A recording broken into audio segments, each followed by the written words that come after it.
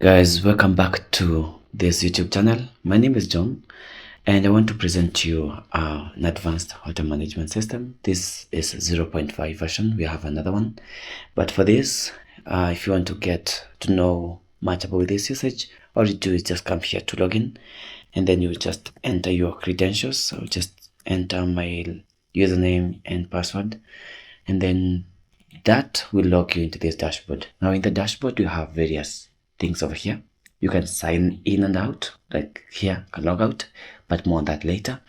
On the dashboard, we have the number of rooms available, the reserved but not checked in, the staff's complaints, we have booked rooms, available rooms, checked in, total pending checkout. These are the normal statistics that are in this dashboard. Now, just below it, we have reservations where you can now reserve your customers. From here, the room information has various information. We have like room type, room number, check-in date and checkout date. We have the number of occupants.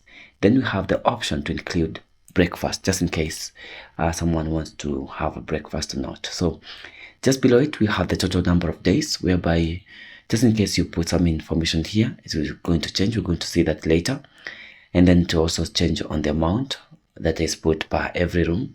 Then just below it, we have the customer information, where you put in the customer information, then you submit booking. But before that, let's just have a test.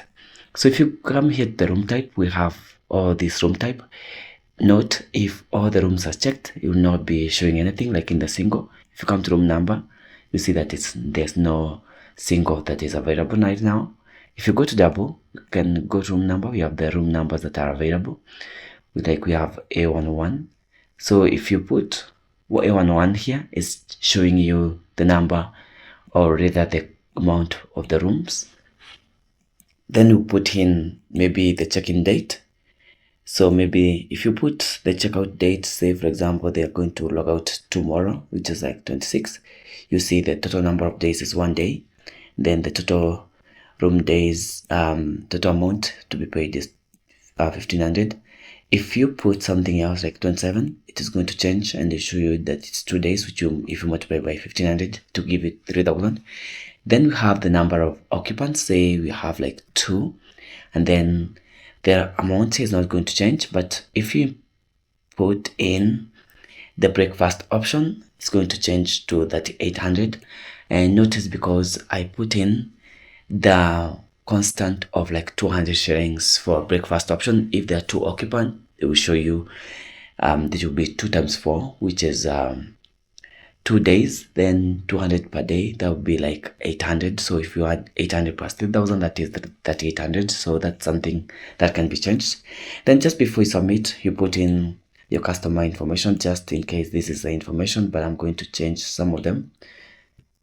Say it's jkj at maybe j.com.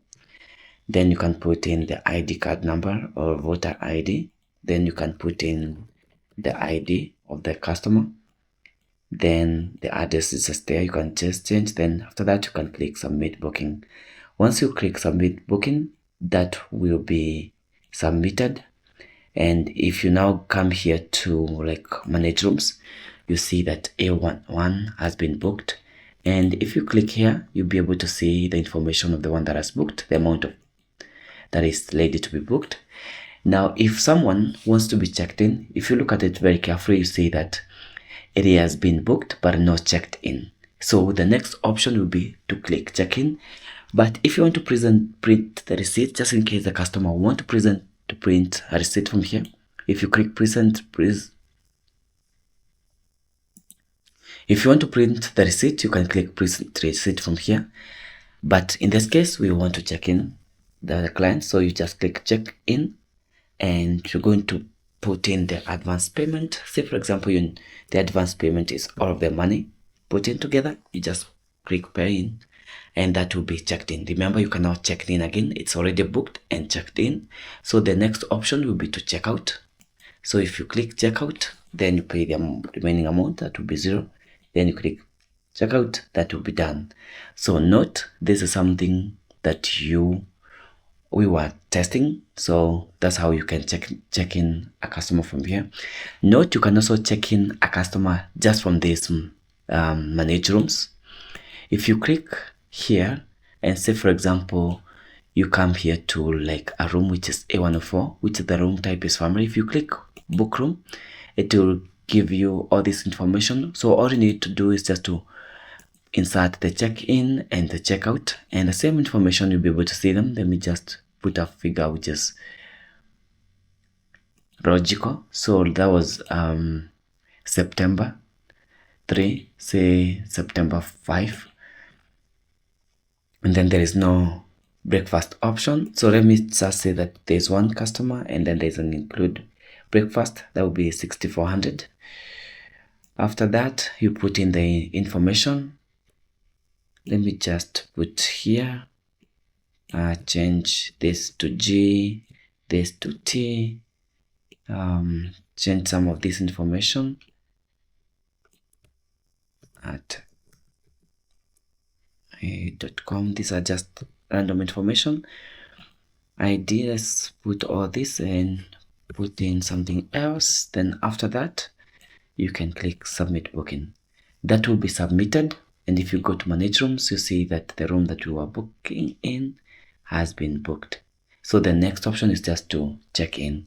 And remember, if you need to pay to get the receipt, or if you come here, it will show you that you need to pay 6,400 to get the receipt. But note, you can still print it, but it will show you that this amount has not been paid. So it's kind of like an invoice or something like that.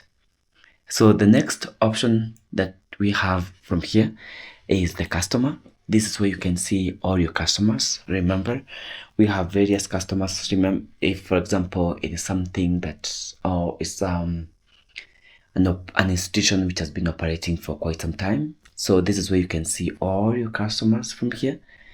If there are more, you can go to next, and you can also search from them. Say for example you want to see they are called John, all the Johns will appear here. If it's Mark, you'll be able to see the Mark. So if you just search from here, then next you can see is just in case someone has ever come to your hotel, you don't have to retype the information. All you need to do is just come here and say, like, if it's Mark Lewis, you can click rebook.